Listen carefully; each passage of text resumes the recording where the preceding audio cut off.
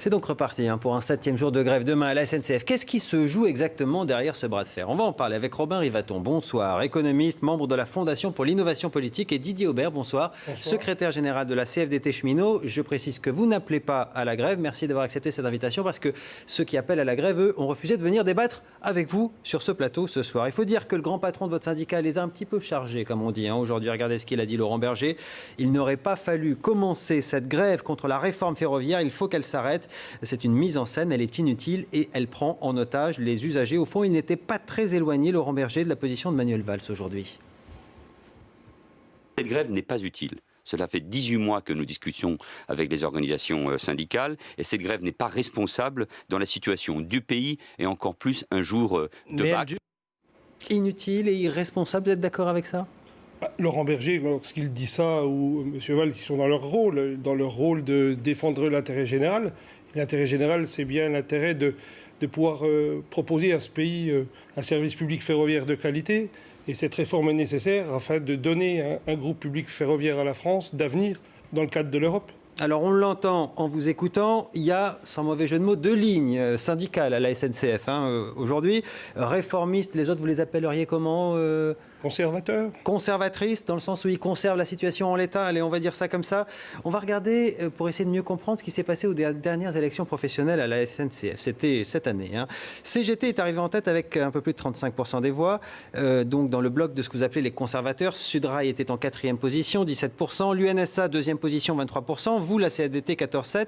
Si on prend le bloc conservateur, on est à 37, un peu plus de 37%. Le bloc réformiste, le bloc des conservateurs est légèrement majoritaire. Ça, c'est la situation aujourd'hui. Mais Robin Rivaton, ça a beaucoup évolué ces dernières années.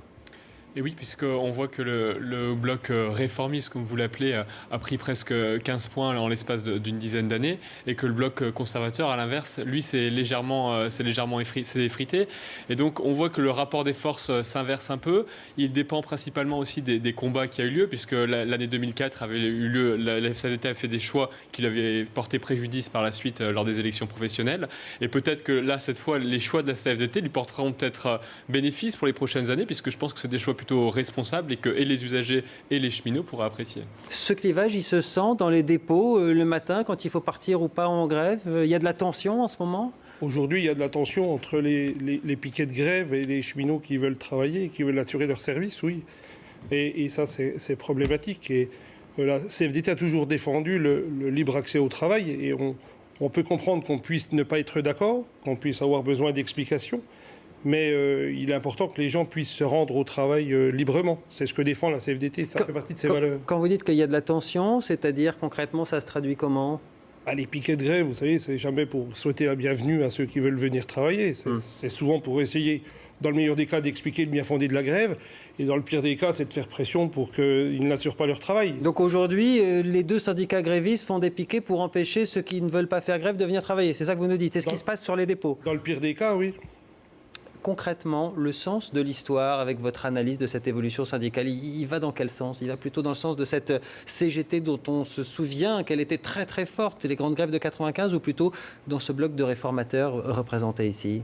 Alors le problème, c'est que la réforme est un peu compliquée, puisqu'on ne voit pas trop l'intérêt des syndicats dits conservateurs, puisque eux militent pour réunifier l'ensemble du réseau RFF à la SNCF. Or, c'est précisément le sens de la réforme du gouvernement. Donc on ne comprend pas tout à fait l'enjeu de leur contestation. Et en fait, c'est quand on va dans le détail un peu qu'on commence à dénicher le problème.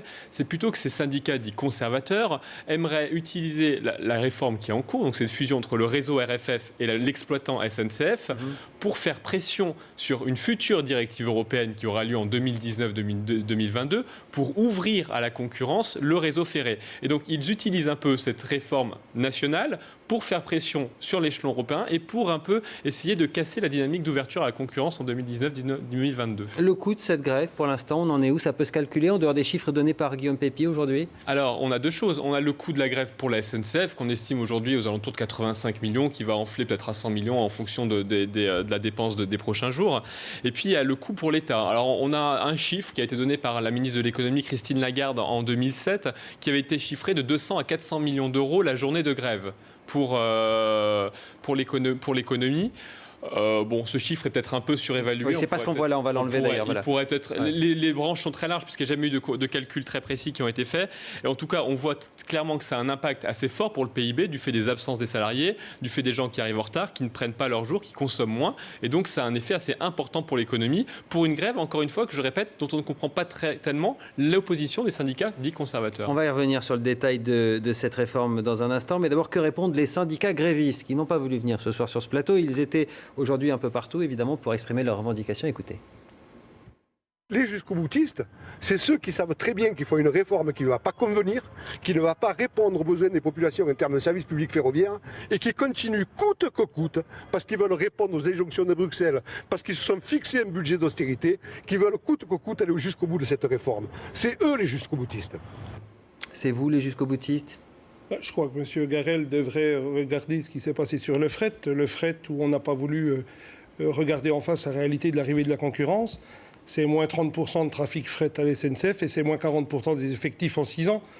Nous n'avons pas envie, nous la CFDT, que le restant des activités voyageurs de la SNCF soit mangé à la même sauce. Et si on ne fait pas cette réforme, d'après vous, c'est ce vers quoi on tend? C'est ce vers quoi on va direct? C'est clair, nous rappelons que le statu quo, c'est le pire des remèdes dans le cadre de cette réforme. Alors, autre argument invoqué, ça sera moins bon pour le service public, moins bon pour les usagers. Est-ce que c'est factuel, ça, Robin Rivaton?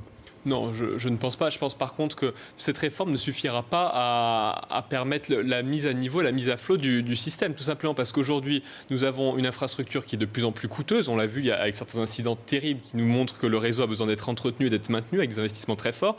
Dans le même temps, on a des lignes TGV qui se multiplient, chacun demande la sienne, et ce qui fait des investissements très lourds à supporter.